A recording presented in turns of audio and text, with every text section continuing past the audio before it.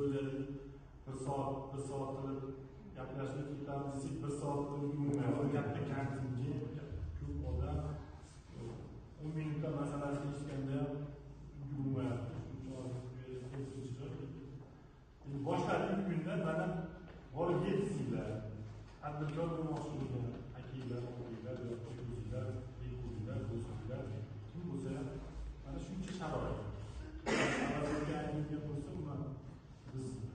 Biz vakillarimiz, bizni yoshligimiz bilan hozirgi yoshlikni bevosita solishtirib ko'rish imkoniyatlarimizda qancha imkoniyatda qilaman degan. Endi men ko'p joyga borganman, yoshlar ishlayapti. Ko'p joyda mana qishloqlarda, mahallalarda shu bir loyihani boshlashda katta narsa emas. Katta narsa emas, oddiy narsa. Bir joyga boryapman, qishloqda 5000 odam yashaydi.